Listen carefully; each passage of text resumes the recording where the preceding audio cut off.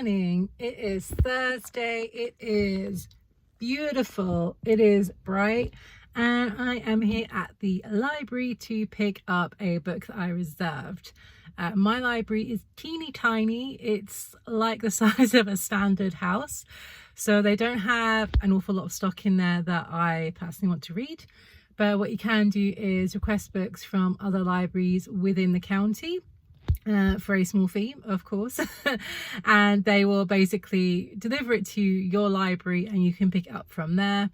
To be honest, the fee is normally cheaper than me using my time, my petrol, my energy to go get it myself. Some of these libraries, Aylesbury for example, they are many miles away from me. To basically just come 5 minutes drive to get my book, yeah, absolutely 100% worth it. So yeah, let's go.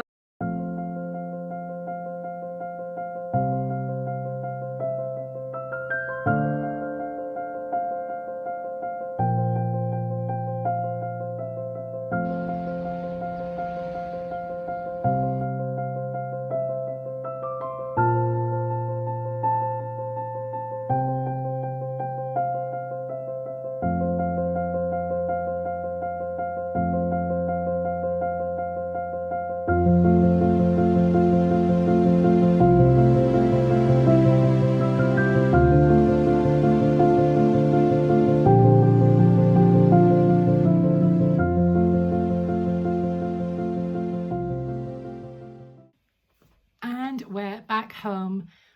Such a lovely day today. Those cherry blossoms on that tree by the library are just chef's kiss, just so pretty. We have one of those trees right where we are as well, but most of the blossom has blown off of that one, so it's not quite as pretty looking, but it is all on our front lawns and where we park our cars, so it is very nice to look at. It is certainly a lot better than the grey overcast clip that was in my last vlog. Days like this just so much better. So the book that I got from the library is Spoon Fed by Tim Spector, where almost everything we've been told about food is wrong. So essentially, I'm on a bit of a non-fiction kick. I'm someone that has a lot of phases with reading. I'll read something of the same genre for ages and ages. One day I'll wake up and no, absolutely not, don't want to read that anymore. But currently I'm on a non-fiction kick, and it's specifically about food and nutrition. I got this book when we were in Oxford the other week, which is Nicola Ludlam's How Not to Eat Ultra Processed with a 4-week plan for life-changing healthier eating habits. So I think ultra processed food, certainly here in the UK, has been a very hot topic of late since Chris Van Tolken, who is a actual doctor and a TV doctor, wrote a book about it, and I think he did a program for Channel 4, I'm not sure, and he kind of brought forward the fact that so much of what we eat today is not real food. It is food that has been processed so much that it's almost just a lot of chemicals thrown together. And he was talking about how, you know, our bodies were not designed to eat this kind of food, and that we can see the effects it's having in wider society, particularly with issues like obesity. Essentially, our bodies are not being nourished by real food, and we are not feeling as full as we would if we were eating, you know, a plate of fruit and vegetables. Thus, we keep eating this processed food. It doesn't fill us up, and as a result, we are more likely to gain weight, become overweight or obese. Obviously, there is more detail to that than I am going to talk about here, but that is a very brief overview of one of the issues with eating ultra-processed food. Now, I'm certainly not the sort of person who's going to go on a whole foods, plant-based diet and never eat anything with a preservative or an E number ever again. For me, personally, that's just not realistic. There are things that I like to eat that are ultra-processed, and I don't want to, you know, stop eating them solely for that reason. But certainly with this book, with the 4-week plan, it's much more about reducing ultra processed foods in your diet. So that for me is a much more viable way of doing it, and I have been doing it so far. You can see in my last vlog, for example, I was making little energy balls. That's basically an alternative to ultra processed chocolate bars, because it's made with 70% cocoa.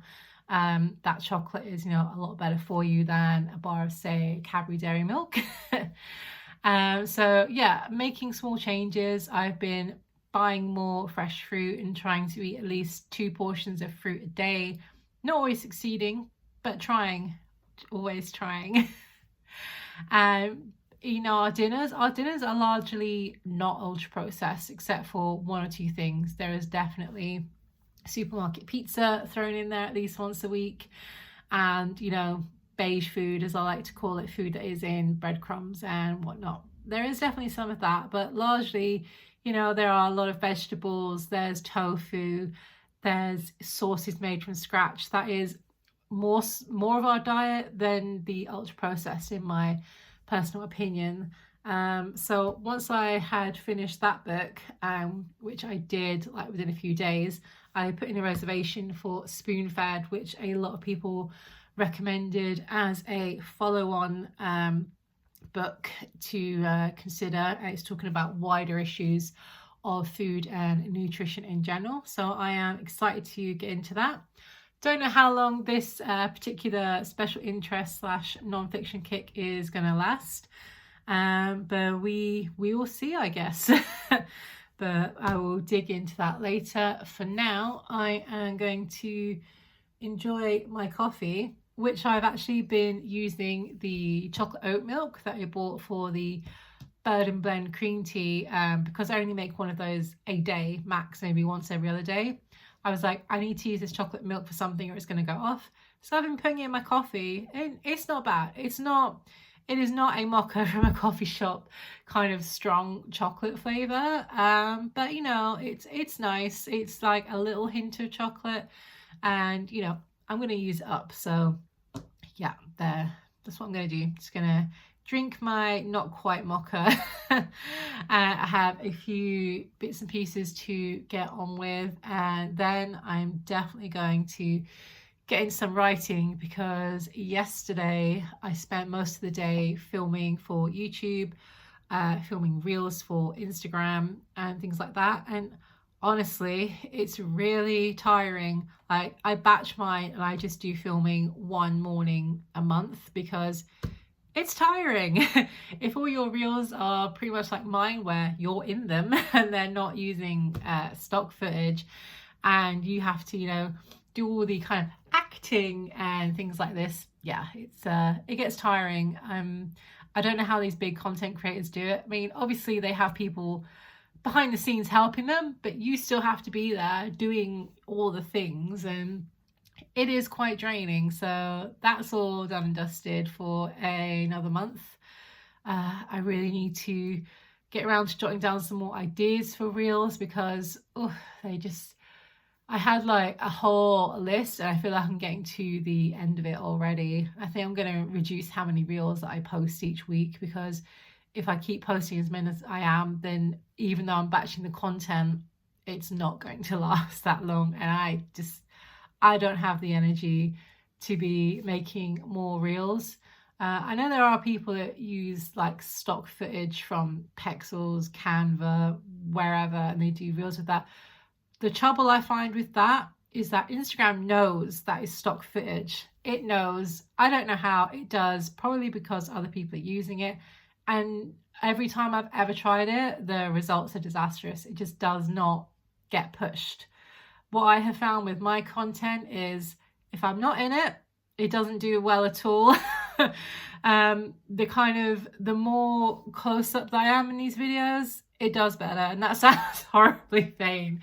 It's not, I don't mean it like that at all, but I've honestly gone through, and reels where I'm further away, maybe doing like a pointing thing, they do okay. But reels where I'm really close, like lip syncing or talking or doing something, they just do better. I don't know, maybe it's the whole we pay more attention to faces than, you know, text or anything else. I'm sure that's probably it. But yeah, there's also a lot of luck to Instagram. Sometimes it feels like there is no rhyme or reason, and it can get really frustrating, but that is that is a whole other video. But essentially, I'm getting a feel for what works and what doesn't for me personally, and I don't want to post all the reels that I have filmed in like a 2-week time frame. It's too much. So I think I'll stick to maybe 2 reels a week and do some kind of normal static or carousel posts in between. But it is a lot keeping up with social media as an author. There are, of course, authors who write books and they don't have any kind of social media presence. You know, they do really well. I mean, you don't have to have social media, but it helps to kind of get yourself out there. Some people just have a website and a newsletter list, and that works for them. It is my plan when I get closer to publication to have a website, to have a newsletter sign up, because I want to offer the first chapter of the Lunar Quartz Library as a newsletter freebie. Obviously that will need to be polished and edited before I am ready to send that out as a kind of cookie. So please sign up my newsletter. I will give you the first chapter of the book, and hopefully that will draw more people to sign up and basically help me market my book more, because the marketing, it's always on a go. Before you finish writing it, you have to build an audience. That is the way to succeed. Whether you do that on social media or off social media, that is your choice. But for me, this is the maybe not the easiest, but the most straightforward way for me to do it. So I'm going to finish this coffee, go do things, and hopefully go do some writing, because Act 3 needs work.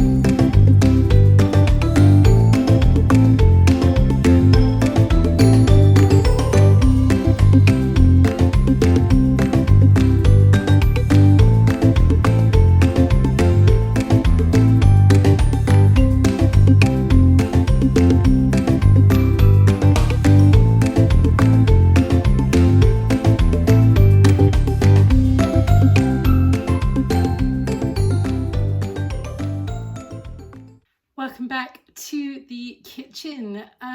So what are we doing in the kitchen? Well, following on from what I was saying about the ultra processed food books I've been reading and trying to eat more whole foods, or at least things are less processed. It's Easter this weekend, and one of the traditional things that we eat here in the UK at Easter is hot cross buns. Picture here. They are lightly spiced bread buns that have dried fruit in them, and they have a cross put over the top for Easter. They are very popular, typically toasted with lots and lots of butter. They also now come in a crazy range of flavors. There's things like salted caramel hot cross buns, lemon and blueberry, cherry almond, all kinds of things. But obviously, being bread, and they contain preservatives and emulsifiers, because people are not going to eat them within a day of buying them, unless it's like Good Friday itself. But even if they do, people need their products to last longer, which is why preservatives were invented, right? And they can be really, really handy. but I basically want to have a go at making hot cross buns from scratch using my bread maker and seeing how they turn out. I have made many things in this bread maker, but I have never used it to make dough for hot cross buns. I have no idea how this is going to turn out, so let's see.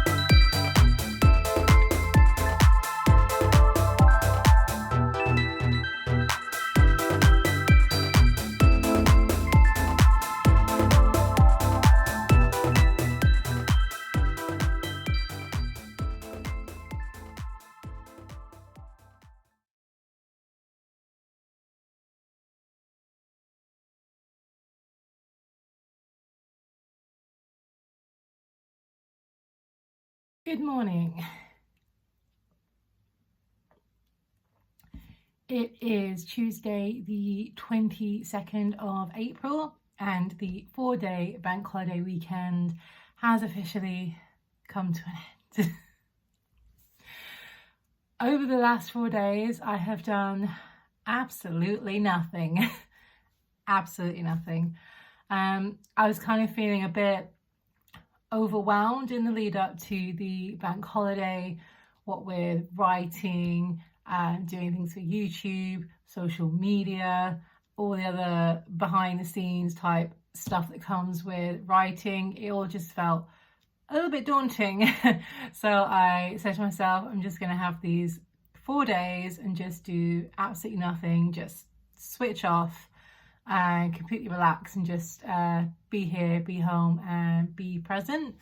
I think it genuinely helped, just not having to, actually engage with any of these tasks and just completely relax and chill for the 4 days. I did go on the treadmill briefly on Monday because I was feeling a little listless because not doing anything for days on end is just generally not what I do. So I did a little time on the treadmill, but other than that, I didn't do very much at all.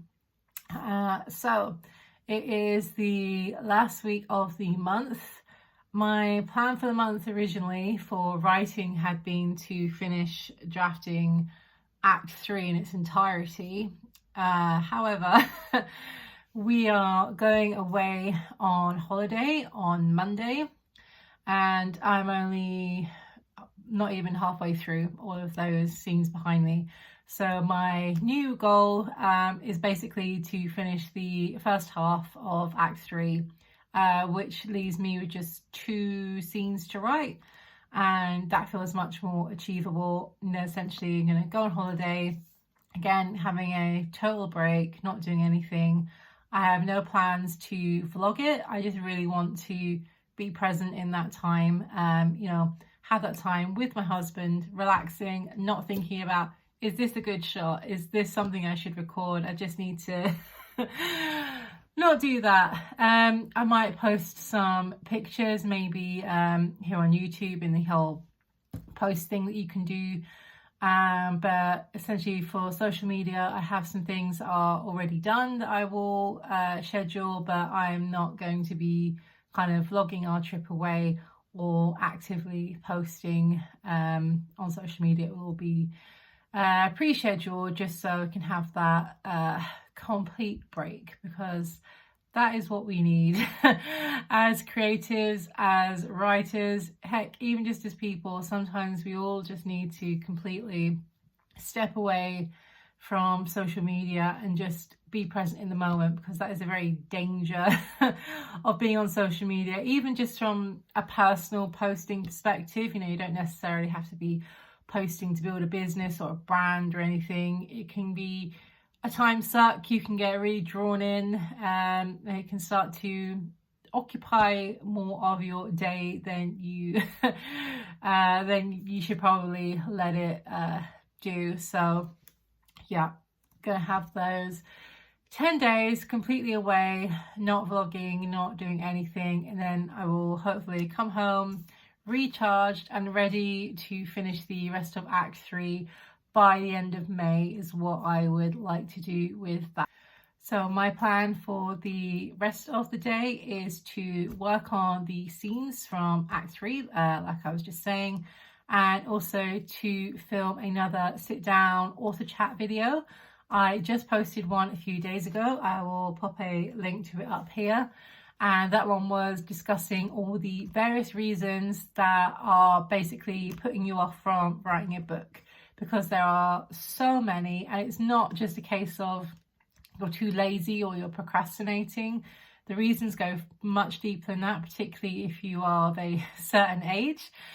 So yeah, if you're someone who is struggling to get going with writing a book, I would definitely recommend that you check it out, because we're going through all the reasons and what you can do about them.